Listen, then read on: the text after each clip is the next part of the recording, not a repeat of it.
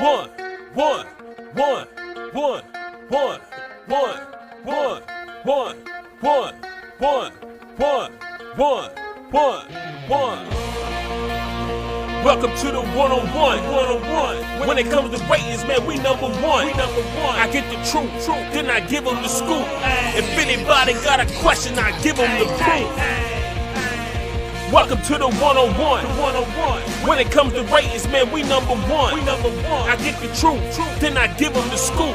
If anybody got a question, I give them the proof. Welcome to one-on-one at Legacy Makers Sports Network.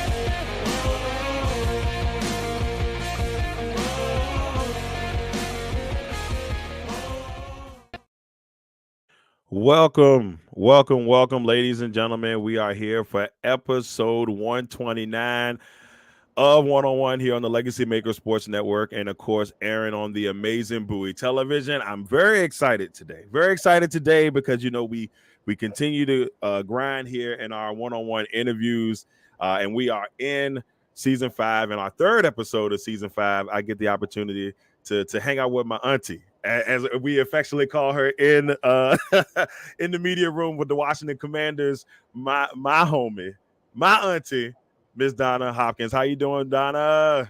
Hey, Darrell. You know what? I got a lot of nieces and nephews then. Everybody's calling me auntie. I hope that doesn't make me feel like I'm so old or y'all trying to make me, but it's good to be, with you out there in Commander's Land and everywhere else we end up connecting. So thank you for having me on today. No, it's an honor. Donna, who's a co-host of Tony McGee's Pro Football Plus, and of course, a Commanders beat reporter. We're glad to have you here because there's so much knowledge that we're about to get into today. But it's not just about the Commanders. We're going to talk about how Donna got things started in her career, how things from the get-go. And so we're very excited to have Donna with us. But as we start every episode of One-on-One, we have to do the check-in. All right. So, Ms. Donna, with the check-in, we like to have that opportunity to check in on you, your family, your friends. How are things right now for Donna Hopkins? Hey, you know what? That's pretty cool and everything. I'm doing fantastic, outstanding. I tell people, even if I'm not doing outstanding, I'm speaking it. But all is well, get a little break before we get ready to start this all over with the Commanders. Been entrenched with that, so we all in a little break. But other than that, everything is good. Everybody knows me. If they do, if they don't, they know that I'm a sports fanatic as far as just keeping in shape, bike cycling, all of those things to keep your well-being physically, mentally, and all of those things. I've been entrenched in the Olympic trials because I am a guru and I am so excited right now. And if many doesn't know, I'll be headed to Paris for the Olympics. So I'm excited about the swimming, the track and field is one of my favorites because I was a track runner, basketball player that went to college on scholarships with both of those things. So I'm excited about just sports overall. Quincy Wilson that ended up making the 4x400 local guy in the DC area. Excited about that. So my well-being and everything that I'm involved in right now is just trying to get that rest, Darrell, before the season running. There will be no breaks. Look, until January, unless they make the playoffs, and then we go a little bit longer than that. So you never know. But with the big journey is upon us. Now, before we get into all the football stuff, and I wanted, like I said, just getting to get a chance to get to know you. I want to know, when you were 9-year-old Donna, where did that passion for sports come from? What gave you the itch to just want to jump into the world of sports and make it one of the biggest things and the biggest parts of your life? Yeah, Darrell, a lot of people don't realize that when people are looking at the career at 8, 9, 10 years old, they have no clue. They're not looking to, solidify what they want to be in life. But early on for me, at probably 9, 10 years old, I already knew what I was going to be or the path I wanted to take. I said that I was going to either be a professional women's basketball player or a sports broadcaster, whichever way. I was going to try to be both of those things. Well, the path led as far as the basketball arena, and then the broadcasting part was part of that mix. So I always tell people that one man not worked out, but the You other got one. one actually did, and to a certain degree, the basketball worked out. But I think the passion came as a little kid. I mean, my dad had a backyard hoop that he put up, and we didn't have the court as far as the pavement. We beat down grass. And you got to understand that back in West Virginia, people didn't have no courts as far as the way they're set up now, but it was my brothers. I mean, I come from a family of 10s, 6 girls, 4 boys, and not all of us was athletic, but I had that in me from day one. I think that God allowed me to be an athlete because of what I was going to have to go through in the real life. And, Right. and anybody that understands what it takes to be great athletes, what they have to put into it, the competitive nature of all that, I think that provided me an avenue to go through some of the things and come through some of the adversities that I've come through. So my dad put in a hoop in the back of his shed. Uh-huh. Y'all young people Yeah. don't know anything about that, but Well, I don't know. I guess I might have something for you on that, but I'll let you go first. I'll tell you yeah, about. he put a basketball hoop back in the back of the shed. And, we beat down the grass, and a lot of kids from the neighborhood would come over and play on our courts. And being, the only female out there, my brothers, the brothers ain't not trying to let their little sisters get into the game and whatever. So, I'm one of those competitive people. Like the ball came, when the neighborhood guys, young fellas was playing with my 2 brothers, Larry and Tony, they basically, wouldn't let me into the game. So the ball got out of bounds and it landed by me. So I said, well, you don't let me play, you don't get the ball back. Now, they could have Strategy. beat up their little sister and whatever. That's But funny. from that point on, they put me in the game and let me start playing. And that's where it all started at, in the backyard, as far as my athletics start to basketball. And I didn't even play basketball until my junior year of high school, because I didn't like what was going on with the women's basketball team. Coaching wasn't that good. And then the upperclassmen always tried to think that they were better than the freshmen or the other people. So I played intramural ball, in the high school level and all of that.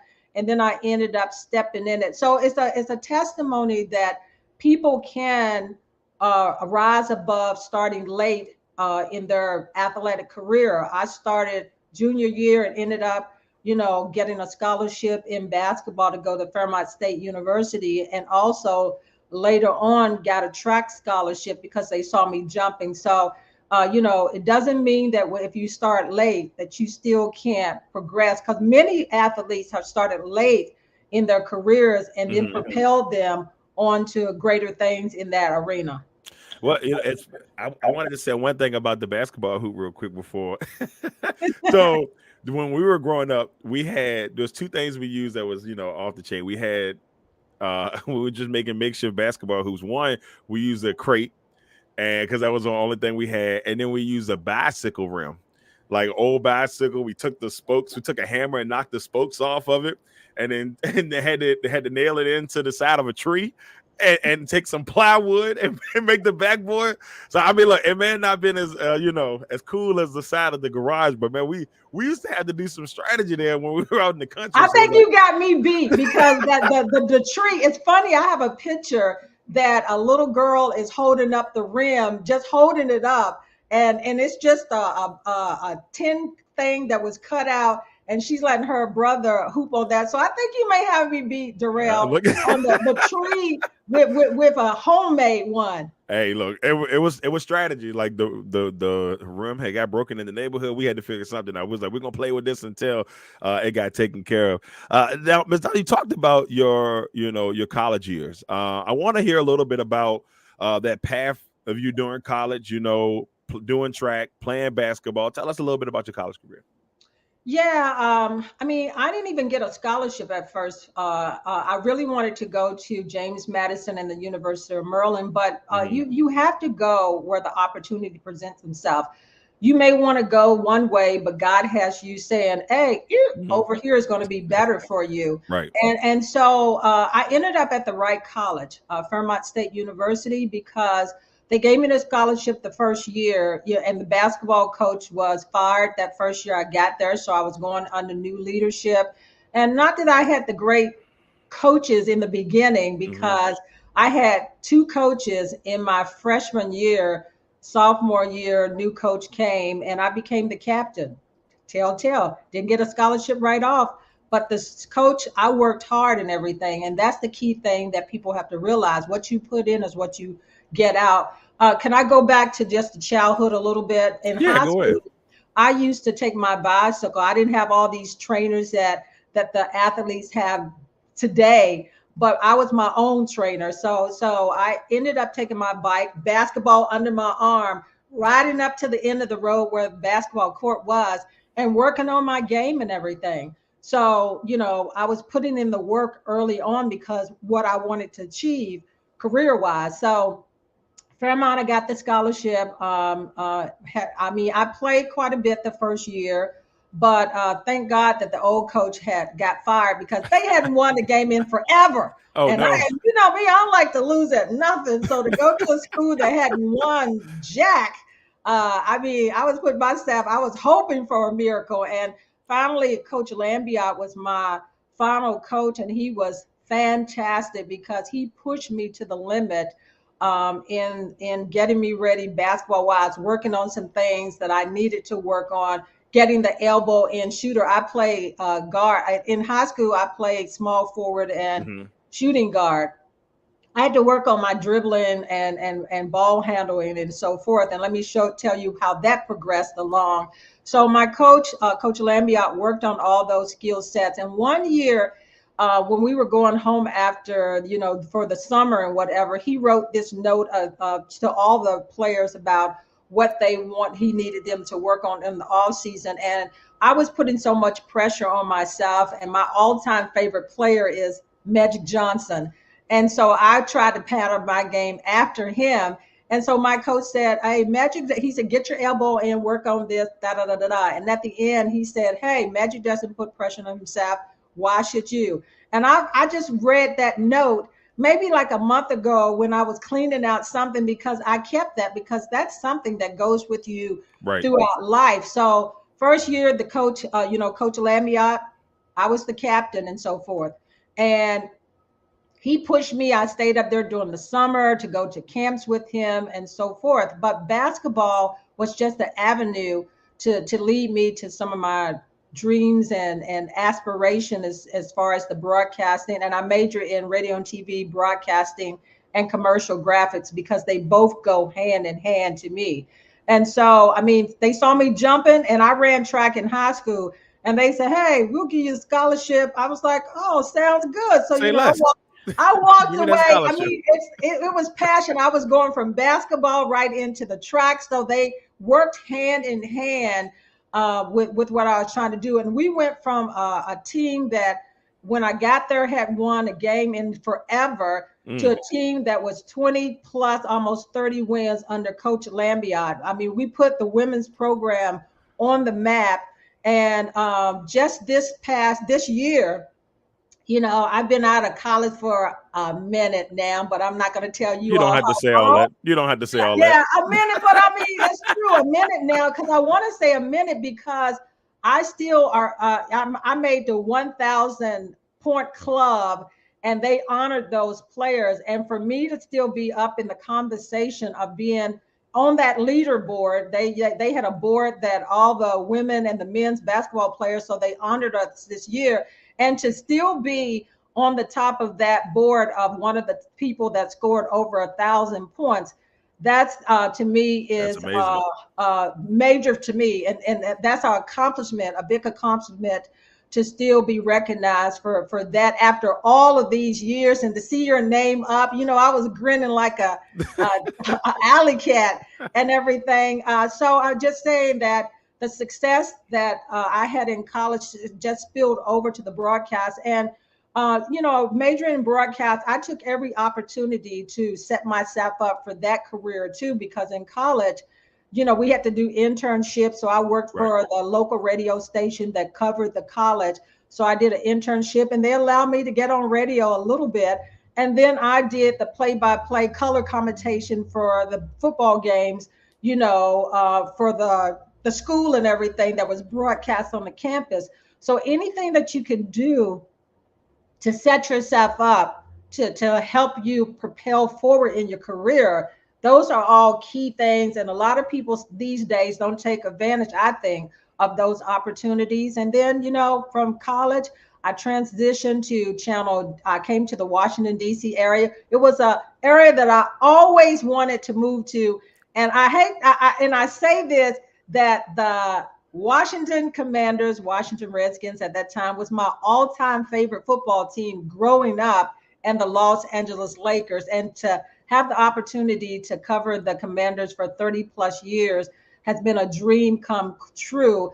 That dreams do come true for those who work hard for those things. But we'll talk about, how, what I put myself in the positions to, better myself in this career once I got to the DC areas. Because, broadcasting, to be in front of the camera and all of the things is limited positions. Right. And everybody is jarring for those positions. That's the good thing about social media now, I guess we would all say, because it kind of gives you that opportunity to try to make a name for yourself in that realm nowadays. Like everybody's got a camera. everybody's got, and not everybody can do it good. Like we've seen non-good stuff, and not everybody can do it. I'm gonna toot our own horn here. No, not everybody can do it like us, but not everybody can do it that way. So I mean, it's a good thing to be able to have that nowadays, and so you can kind of embrace that platform. But you're right, back then there wasn't that many positions, and you weren't able to sometimes get that spot. But how did you get to this point where you've been co-hosting on the Tony McGee Pro Football Plus show for a while now? Tell us about that journey and how that all came about. Yeah, I think my journey started when I first came to the Washington, D.C. area in radio. Mm-hmm. I started at WUST. It was a gospel radio station, and I ended up working the weekend, spinning records, bringing churches on and so forth. People were saying, man, a gospel station, but you know what? You can't, you have to, your path, you don't know how it's going to be set. So every opportunity presents itself for you to move forward. So I started there at the gospel station, spinning records on the weekend. They knew that I wanted to get into sports broadcasting. So guess what? I had my own little sports show that came on, that I traveled to all the games. That's where I started covering the Washington Redskins at the time. So I'm gonna call them what they were. That's what they were. Yeah, and so that's who they were when I got started. Right. So I ended up working for the radio station on the weekend, spinning albums, bringing churches on, and then I ended up having my own sports show that they gave me. It was almost like a sports update. Mm-hmm. And I covered my first Super Bowls under the gospel station and that too. And then from there, I did human interest story newspaper. I wrote a little bit. I tell people now, the key things is writing and your speaking abilities and all of those things. So I wrote human interest stories for sports. And then I remember Darrell Green told Tony, who was playing at the time, who started this show, that, hey, you should get, and it's headed into its 40th season this year. So he said, I think you should give Donna an opportunity because she works hard and all that. And Darrell was a person that befriended me of a friend that watched over me while I, in my career in starting, because we know as females how hard it can be and some of the things that you have to go through being a female in this arena. So Darrell talked to Tony. Tony gave me the opportunities, and here we are now. And I've done some other sports things for other stations where CTV, I'm on there as their co-host, one of their co-hosts too, with Marvin Jackson and that group, and then do some being a sports analyst for ABC 7 Sports Tour de sports talk. So I'm on there from time to time too. So, opportunities have presented themselves. And I went to NABJ. I joined that association for Black National Journalists for National Association for Black Journalists. And I was started there had that under my umbrella for a minute because it was a great organization to start, to kind of like go to the event, conventions and so forth. But one of the key things for my career starting here was James Brown, CBS Sports, James Brown. He was my mentor. And I met him covering the Commanders when I was doing radio, and he took me under his wings. And I remember he was with WUSA 9 at the time. So he kind of like helped me to understand TV. I used to go down there at his broadcast because he was on at 6 and 11. So, I did whatever it took to better my craft. I was working a full-time job outside television, and I would go down to his 6 o'clock broadcast to set in to kind of like learn the ropes and so forth. And then the 11 o'clock, I stayed from 6 to his 11 o'clock broadcast, putting in the work. And a lot of people don't want to put that work in these days, but that was the avenues. You didn't, like you said, you didn't have social media or any of those things, but I was perfecting my craft. I got a speech coach and all of those things to help you to try to get rid of that West Virginia. That twang, that West Virginia twang. But you know what? They don't make the male athletes get rid of theirs, because I think that makes you who you are. Right. And that's the key thing I tell people. Don't try to be somebody else in this career. Have your own identity as far as who you are, what you bring to the table, your own styles and personalities and all that. Because that's one thing I never tried to be is anybody else. Right. I tried to have my own style of who I am as a broadcaster. And the key thing is I love telling stories. I love, bringing the life of athletes beyond just the football forward. So I tried to bring my personality out as a former athlete and also passionate about what I do as far as storytelling. I think that's the one thing that people don't, there's a lot of media people now that they get it, they're in it for the gotcha situation. They try to make the athletes look bad. For me, I've always been a part of, I've always wanted to be a person that, like you said, tell the story. Mm-hmm. The fun part of being in this, yes, we get access that a lot of people wish they could have.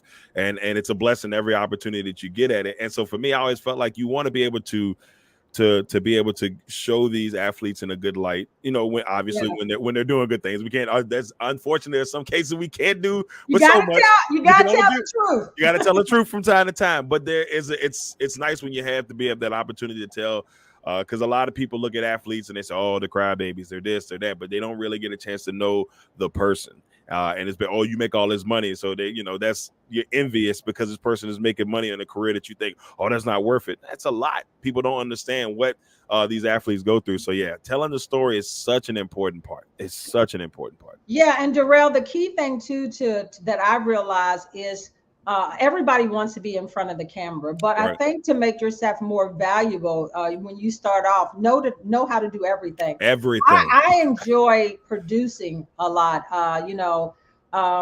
putting together the package, shooting camera wise, even becoming a photographer, which I'm fine tuning that skill. I'm not trying to take anybody's job, but I'm just trying to perfect my skill set. So I think the more valuable you can be is learning how to do everything behind the camera, in front of the camera, editing, producing, and all those pieces, because those are the people, because television stations now are cutting their sports broadcasts down almost out. Some places is so many jobs for the ESPNs and the CBS and NFL networks and all of those. But this is the thing I would have to share with young people that's coming up. Don't let anybody define what success looks like to you. Mm-hmm. And don't always look to be, it's okay, to be on those, national outlets and everything, but that doesn't mean that you're successful, and you may never be on those, but build something, put yourself out there for other opportunities in smaller markets, medium markets, the bigger markets. it's opportunities out there, but sometimes people look at the big ticket right off and say, I want to be there, and then they're going to shut themselves out. The longevity people are the ones that have set the path where they know how to do a lot, and that they're not always looking that I got to be at that stage. And sometimes they'll never make it, and then sometimes you'll be shutting yourself out the door. So I think that every opportunity that I've had has kept me in the game longer than people that have done all those things, the contracts and all those things. Right. But create your own path where you can see that, that you can carve the way out, learn everything you possibly can and everything. And do, volunteer to do some things early on, like I did. You're not going to always get paid for it early on, but you can get the knowledge and the tools that you need to move forward.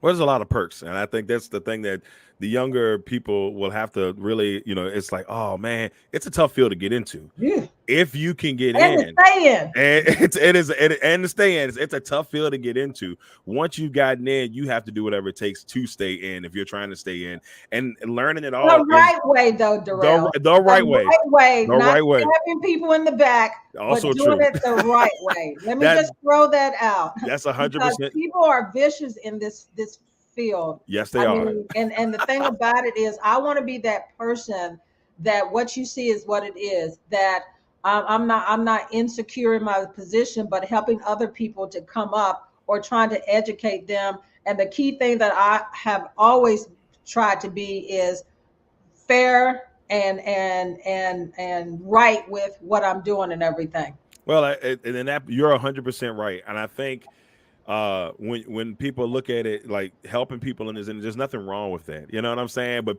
some people look at it like, oh, that's competition, but there's so much to go around. You know what I'm saying? Like that's the thing. That's the other thing about this, that like you don't have to stab somebody in the back. You can create your own path in this and do it your style.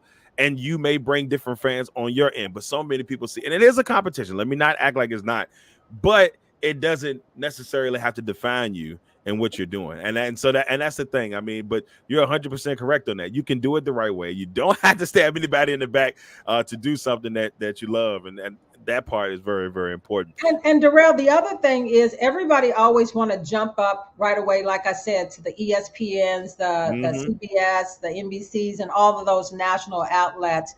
And the thing too is to remember, or else, they want to cover a professional team right off the bat. It is so many sports avenues out there to work on your craft, the high school level, the college level, working your way up to perfect your skill sets. Nobody wants to start there, but the thing about it is high school sports is big, college sports is big, and you don't always have to. Don't set yourself up, to always try to jump through the pathway. It's almost like a track runner. They come out of the blocks. They're going down the track. It's stages that they have to go through. It's not that many people that can just jump on board and say, I'm at the national level or covering a professional team. But as long as you're in the arena doing what you love, then appreciate that. Also, most of the time people they're mad. They're just like, I want to be here. Look, you're in the game. You're in the mix. You're not on the sideline, but you're in the game. And that's the key thing for people to remember is as long as you're in the game, it's not saying that you'll never be at that level. And maybe you won't, or maybe you will, but at least you're in the game and not on the sideline. I agree with you 100%, Ms. Donna. And I'm telling y'all don't understand. I started in high school, got to the college level, and look where I am now. And it's still, and with still so much room to grow. It is okay. I tell people on my team, it is okay to start from here to get to that point. So I agree with you 100%.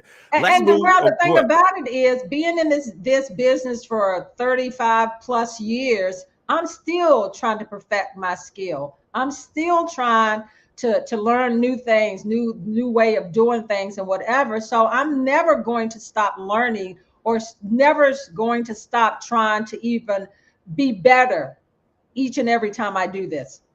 And that's the key. That's the key. Now, before we head to our next segment, we do have to talk about those Washington Commanders. I mean, we are so we're so close to the situation. We have to talk about the Washington Commanders before we go to quick ones. Last year, tough year for this Washington Commanders team. 4-13 on the season. They were what I believe 4-4 at that one point, and then they lost their last 9. They lost the last 9 games. Yeah, the bottom dropped out. Yeah, and it just fell apart, and it was hard to watch. I mean, we were there for the majority of it, if not all, and it was hard to watch. But they finished last in the NFC East. They were 24th in defense. I think I flipped this, but they were 24th in offense and 32nd in defense. They were the worst defense in the league last year. So my apologies on that, y'all, but it's supposed to be flipped.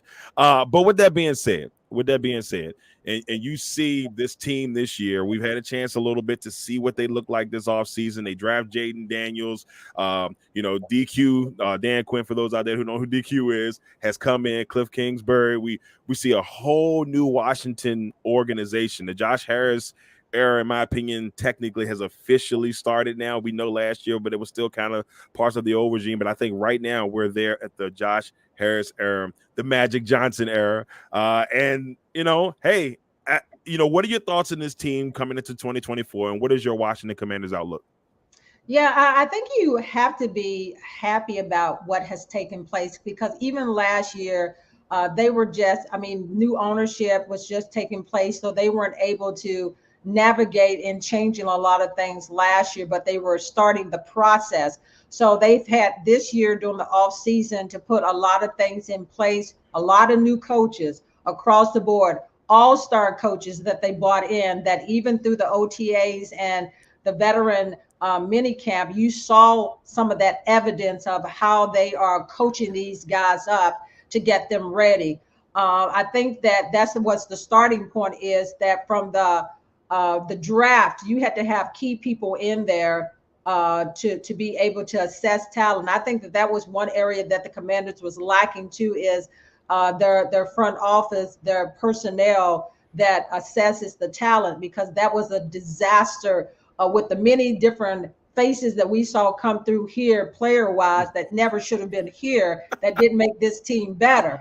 So I think that they've gotten that right as far as the front office, and Doug Williams, congratulations to him on the role, because they basically had pushed him out of anything of being part of this team. So they brought him back in to be an integral part of this team, and it was key in selecting the quarterback in Daniels coming aboard, as far as as far as Doug's knowledge quarterback-wise of that position. So utilizing him in that way, and the new role that he'll have moving forward. So I think that they hit a home run as far as the player personnel and those people they got in place right now, and the evidence of what we saw in the early stages of the OTAs and the veteran minicamp in setting these guys up moving forward. So I think they got a lot of players in place. We talk about that defense last year of being the disaster, was supposed to be the strength of the team, but they get rid of 2 of their top pass rushers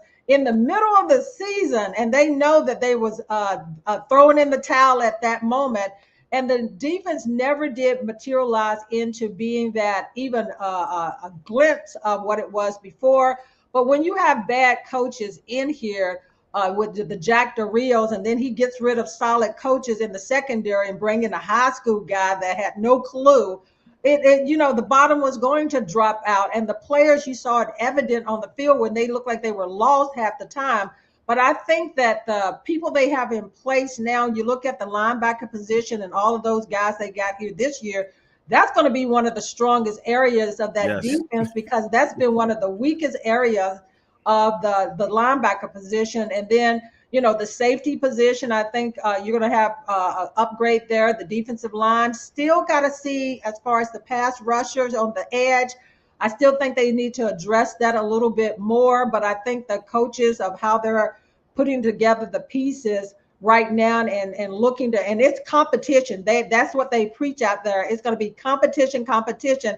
And you can tell that. So the pass rusher, the edge rushers is what I still have a question mark. And then the secondary, as far as the cornerback position, still have a lot of concern there at that area too, because Emmanuel Forbes, he's got to come to play this year, and hopefully the way they work on his skill sets and everything, his sophomore year is going to be better than his freshman year, because he was failing his freshman year. But was that because of coaching, or was that because of maybe him just getting acclimated to the NFL? So on the offensive side of the ball, hey, Darrell, I preach this over and over again. I don't care what nobody say. I don't think they address the offensive line enough. That's a big concern to me, because during the draft, this was one of the heaviest drafts for offensive linemen, and I didn't see it trickle in that way. So I'm a little concerned about the offensive line, because no matter who your quarterback is, he can be the greatest thing. He can be a Tom Brady and all of that. If he doesn't have the time to pass, then that's going to be a problem. So hopefully they'll still address that a little bit, of securing the offensive line a little bit more. I think the running back position is spot on under Anthony Lynn and what he's got. Austin Eckler, Brian Robinson, and Chris Rodriguez. When I was talking to Anthony Lynn about those three players, he loved what he has in the backfield. And receiver-wise, I think they could add a person in there still. But overall, I think that, beyond the offensive line and those other positions on the defensive side that I mentioned, I think those are the areas that they still need to address. But definitely a fresher breath of air and some hope, more hope this year than in the past years, Darrell. Yeah, I think last year we all went into the season even with hope, because the Josh Harris situation. It was like, hey, there's a new owner. So I had a little hope, but it wasn't.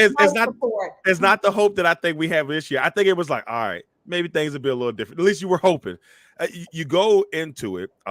This team now has 3 head coaches, technically. Yeah. I mean, you got 2 guys in Anthony Lynn and Cliff Kingsbury, who have been head coaches in this league. Obviously, DQ was a head coach in Atlanta. So then you got 3 guys with head coaching experience on that staff.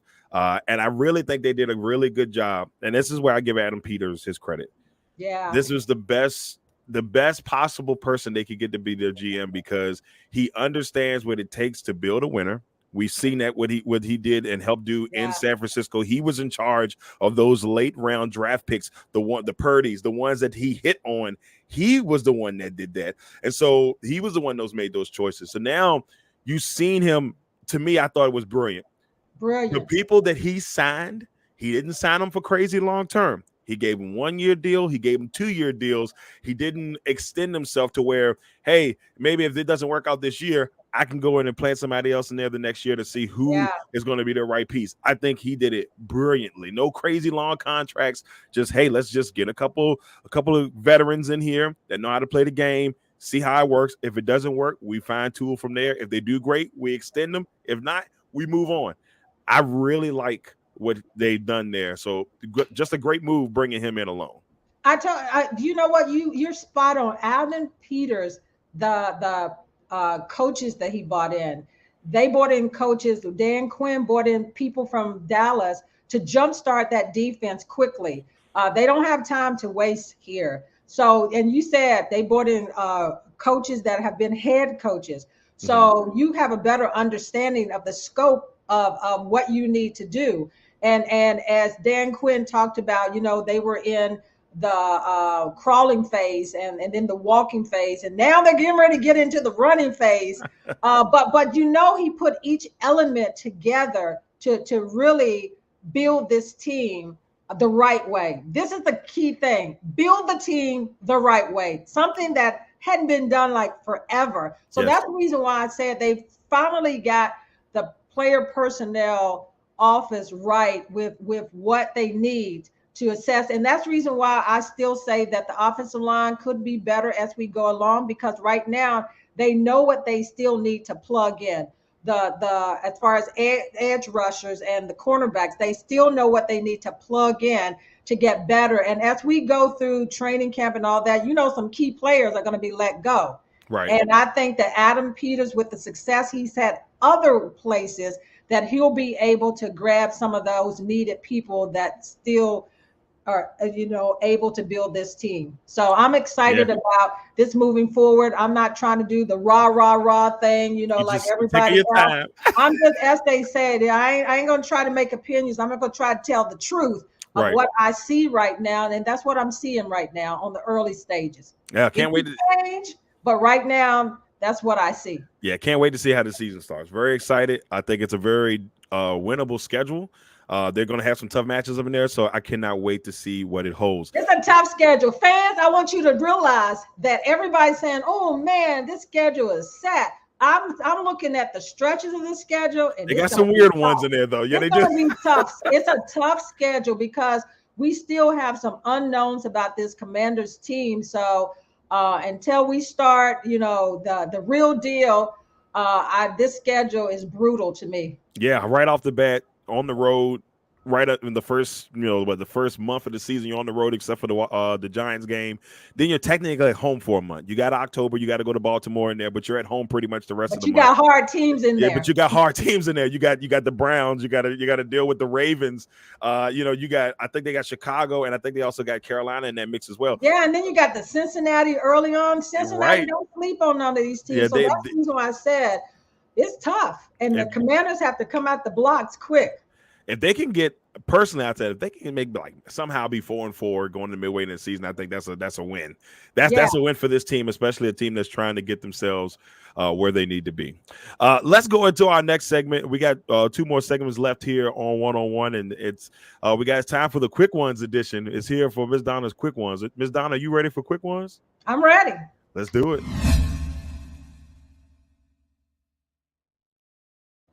All right. So, all right, we're quick ones. Here we go. We got 5 quick one questions here. Can't wait to see what your answers are going to be. First, favorite sports moment. What's your favorite sports moment? My favorite. Sorry, I went to sleep for a minute. My favorite sports moment. Favorite sports moment. Oh man. Is that personally for me as a player? Is that it could be either way. As a player, it could be as I think my favorite as a sports fan moment as a broadcaster. Let me just say that covering my first Super Bowl, which was San Diego with the Commanders. They ended up winning that Super Bowl, so that to me was one of the highlights as far as my career. Awesome. And yeah, so that was my favorite as a player, is to get the scholarship to play a basketball at Fairmont State University. What was your worst sports moment?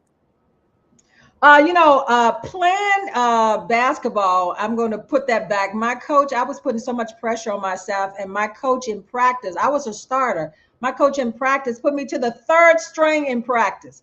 And then he got in my ear and was yucky in my ear and whatever. But I realized that, and I was saying to myself, I'm going to show you. I'm going to show you. And so I think what he was trying to do is get the pressure off of me by, letting me step back. And although, coaches know what they can do to players to push them. So that was one of the toughest times for me.